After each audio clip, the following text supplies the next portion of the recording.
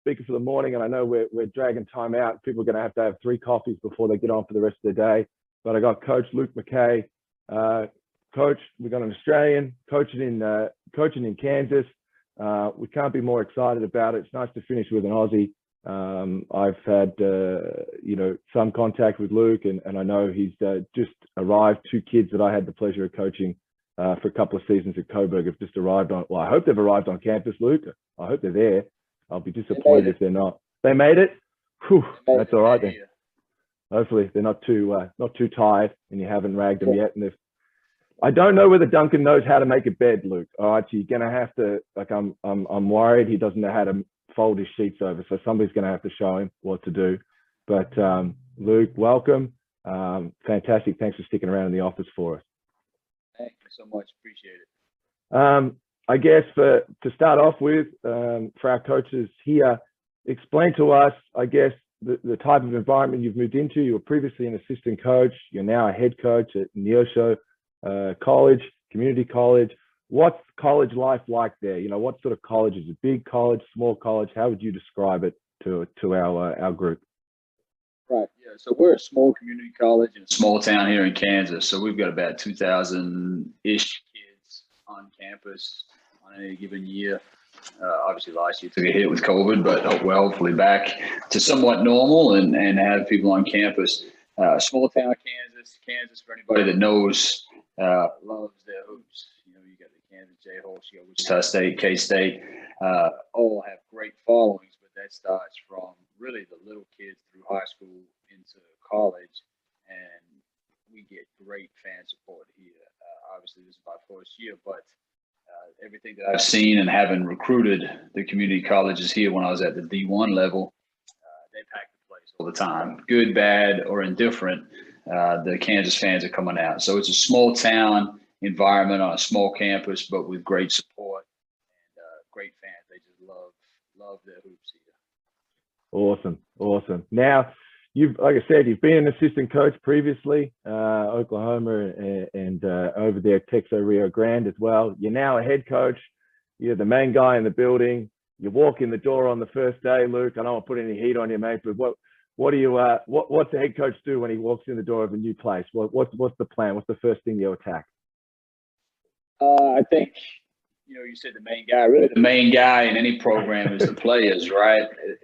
My eligibility's up. Doesn't matter what I can do. I can't get out there and make a shot, get a defensive stop, or get a rebound. So the most important people really in any program on any level are the players. They're the guys in the jersey. So my first order of business was finding players, getting players, and building a roster.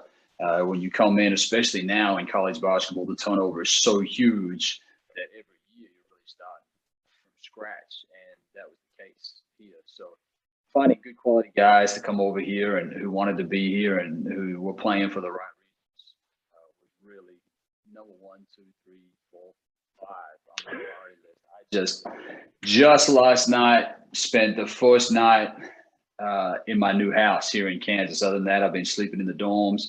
I think we start school here next week. If I didn't have my family out of the dorms by the time students were moving in, I don't know if my wife would have stuck around for too long. We were doing bunk beds and everything, so I even put that on the back burner just to get guys here, get players, and the athletes here. No, I appreciate it. We just a little audio there, Luke. I don't know whether you got to get a little closer to your screen or whatever with your buds or something, just to not as loud as some of our guys. Just not in and out, just fading a little bit on it. That's all right. Okay. You guys, so you've recruited a couple of Aussies in there, a bunch of Aussies in there already. You have had Aussies in your other rosters where you've been previously. We're coming in COVID. How do you go about recruiting, I guess, internationals, not just Australians, the internationals into the US? And I guess, what are you looking for? Is it film? Are you talking to coaches first? How do you sort of go about that recruitment phase internationally? Yeah, it's a little bit of all of the above. Can you hear me okay now? Yeah, we got you a little bit there. Yeah, you sound right there. Okay, good. So it's a little bit of all of the above. Obviously, you can't make the trip to see everybody live and in person, so you've got to do it via video. Fortunately, it's 2021, so you can do that. And so I was able to connect with some coaches, and they kind of pointed me in the direction of some players who I should take a look at. And I was able to do that. And look at that. We have 5 Australian guys coming, 1 player from New Zealand who's here. So we have a great, representation of that part of the world. But really, it comes down to film and then just making phone calls, reaching out to people, and just checking on who they are as people. The film can tell you what they are as a player, but it doesn't tell you too much who they are as people. When you see players play live, you can watch their body language on the bench. You can see them warm up. You can see them leave the floor after a game. If they didn't play well, you can see how they react when the game's over. Film doesn't show you that. So you have to call around and make sure that you do your diligence and find out not just can they put the ball in the hoop or get up and down the floor, but are they good guys that you want around? Because the college setting, especially the community college setting, is very unique in that you're around them all the time. I'm going to see my guys all day, every day. They're going to be with each other all day, every day. They live with each other. They're going to eat together. They're going to be in the locker rooms together. They're going to work out together. They're going to be in the bus. They're going to be family for the time that they're here. So if we have guys that are not high character guys, then that causes a problem. Yeah, definitely. And I know we've got mums and dads on this call that are coaching their kids. You know that Australian junior scene really well, but when a kid's trying to get himself out there to college coaches, what do you how do you like to see a highlight film, or I guess some film of a kid that they might be doing it for their kid? What do you want to see? Right. Yeah, that's a good question. So one thing I would do is I'd say cut right to the chase, right? Don't have too much information up front, because as college coaches, we get dozens and dozens. If we just get these emails and texts, and people hit us on Twitter and social media all the time. And if there's 30 seconds of kind of random information, hobbies and things like that, before we get to the highlight clips, it's nothing personal, but that takes a lot of our time. If we're talking about doing that for 20 kids a day, 30 kids a day, and we've got our own team to take care of, we're running out of time. So I'd cut right to the chase and get right to the highlights. And I know highlights don't show you everything, but it kind of whets the coach's appetite, right? If they see, oh yeah, he can run, he can jump, he can shoot the three, he's got these skills, then we circle back and look for more and start digging. But if it's just kind of very generic and it's like his favorite color is blue and these kind of different things, it doesn't help us, and it really is hard for us to kind of filter all that out. So I would hit coaches with a 2 or 3 minute highlight and just clips, get their appetite, get their attention, and then we can go more in depth as we start to build that relationship. Yeah, definitely. And I think, I think a lot of kids, they've got a lot of free throws on their coach, a lot of free throw shooting on those films. That's always a good one. It's always good to check. I've got a guy shoots his free throws. But I'm going to jump in. We got questions coming in already, which is great. So, I'm going to come back in, because I know I've sort of obviously know you from being in contact with you a couple of times. But, as an Australian, how did you, I guess, I know your story, but how did you end up where you are in the US? It's quite I guess for us coaches here, it's quite a unique situation to know that an Australian is the head coach of a college program. So how did you end up where you are now? I know there's a lot to it, but, try and articulate that to the group. So when I was growing up in Perth, Australia, I was in the VHS age. There was no YouTube. You couldn't just send links out.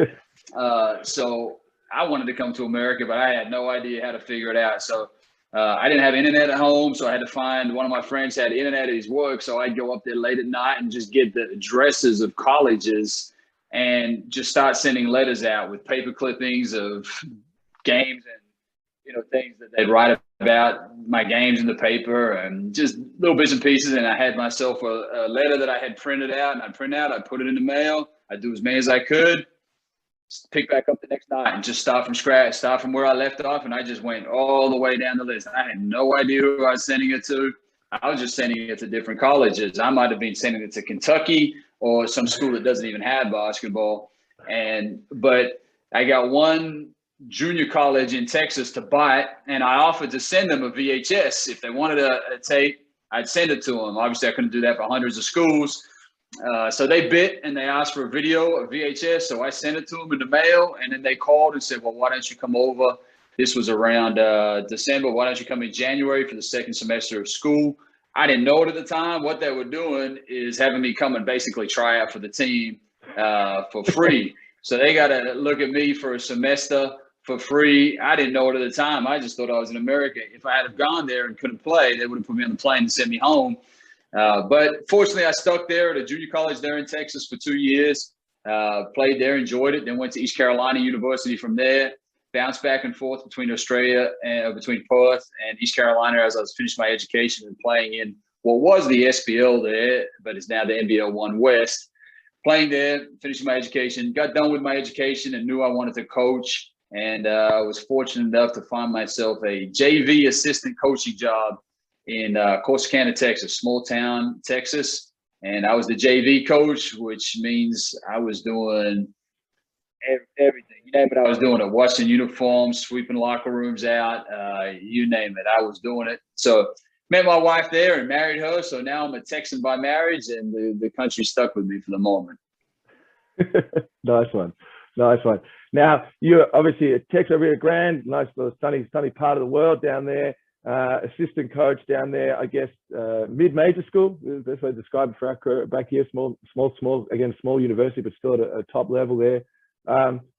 How do you go recruiting guys into a small area like that? It's kind of out of the way. How do you sort of, I guess, how do you sell your program? I know we talk about it here with our programs all the time. How do you sell your program to the kid that wants to go there instead of somewhere else?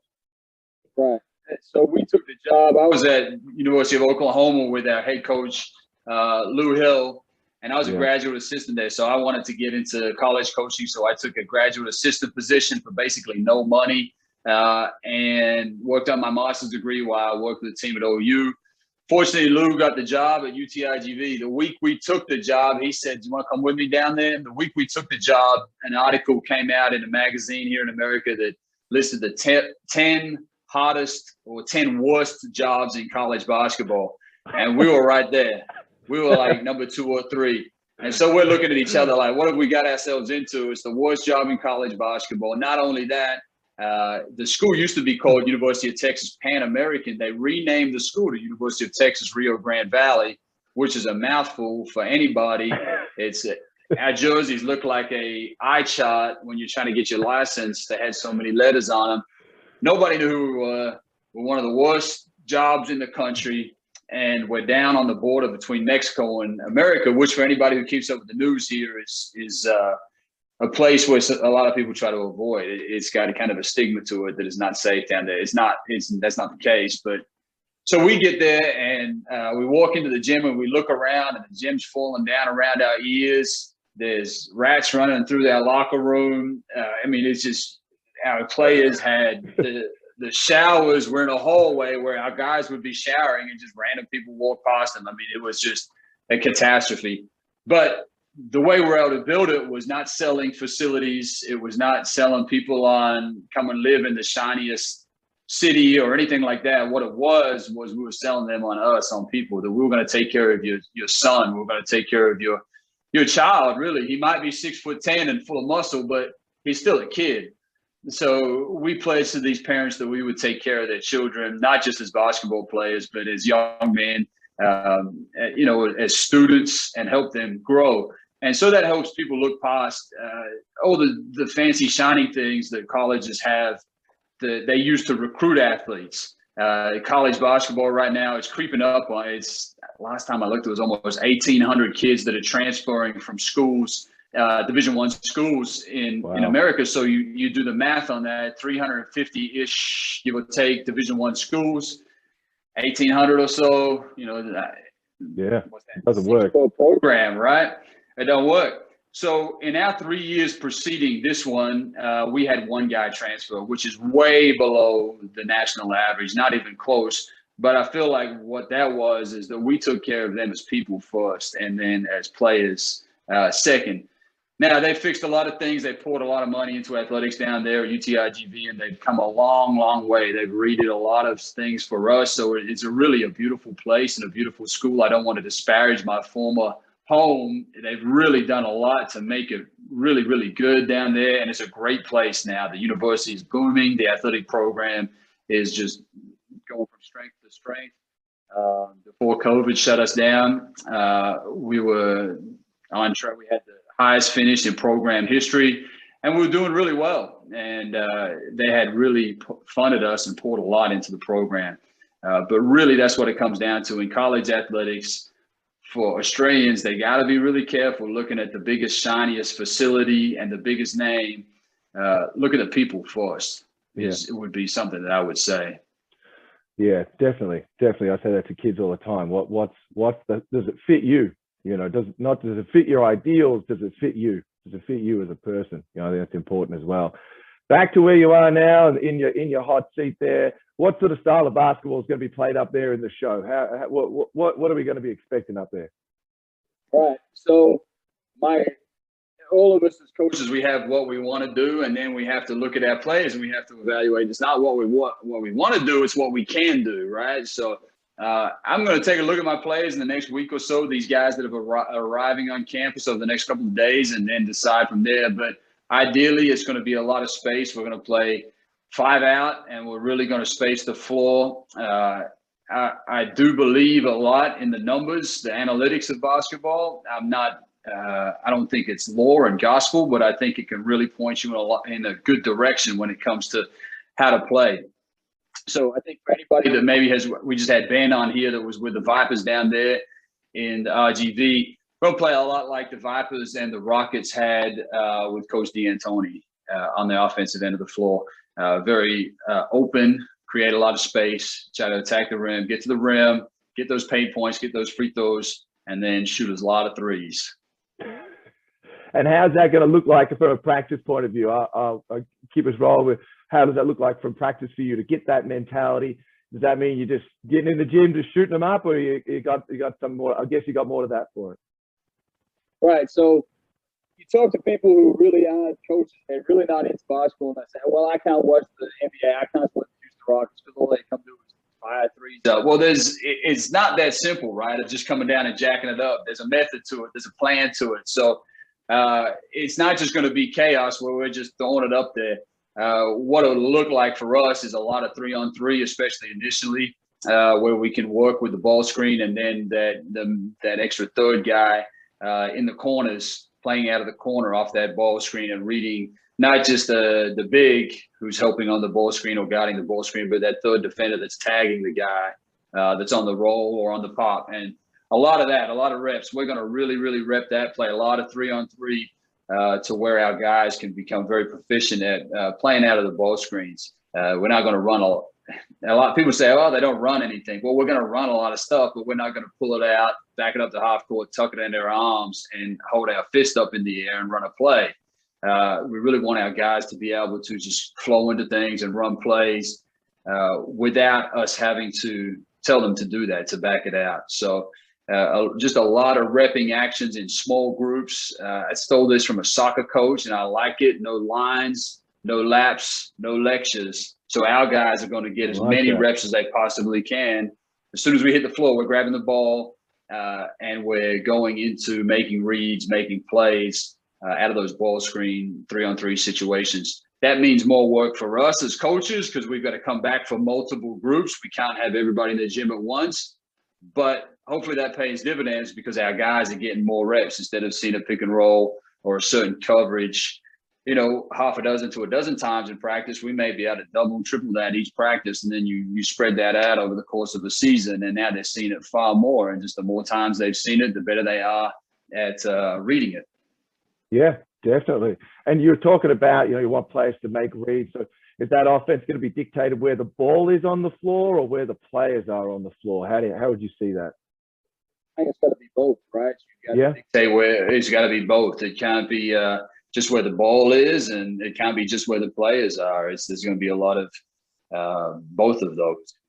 Yeah. You can't have our point guard coming off the ball screen and crashing into somebody else because he thought he was supposed to be driving there. If there's somebody in your way, you can't go down. Now, I am going to go to the point of I'm going to get the blue tape out and tape the floor out and say, hey, look, here's your spots you got to get to on the floor, and you better be in those spots. And just like we do I think it was Coach Ryan Pannone with the G League affiliate for the New Orleans Pelicans was talking about his time in Europe and why European basketball is so good at this.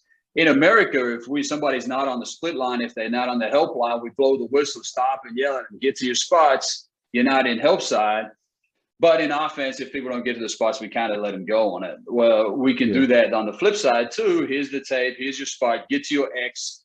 Get to your spot on the floor. If you don't, blow the whistle. Look, you're supposed to be down there. You're spacing the floor for your teammates. And I think that contributes to an unselfish attitude, because to me, if a player won't make the effort to correctly space the floor, then they're just not an unselfish guy. They're just looking out for themselves because they won't get out of their teammate's way to allow him to go make a play.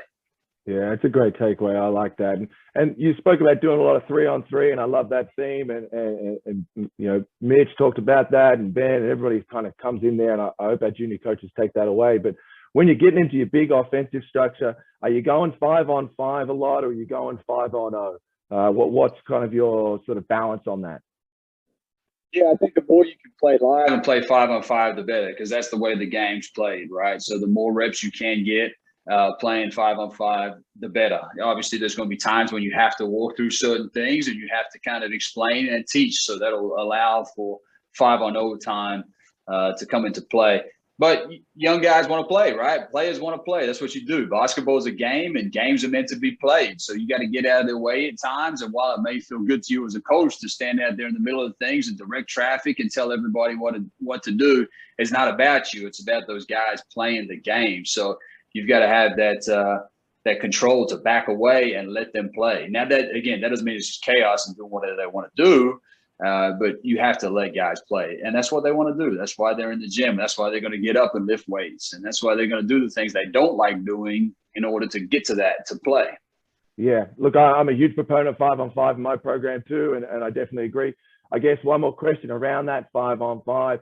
How are you stopping and correcting? Are you stopping in game? Are you pulling it at the end? How are you, I guess, staying in some sort of control rather than going into chaos?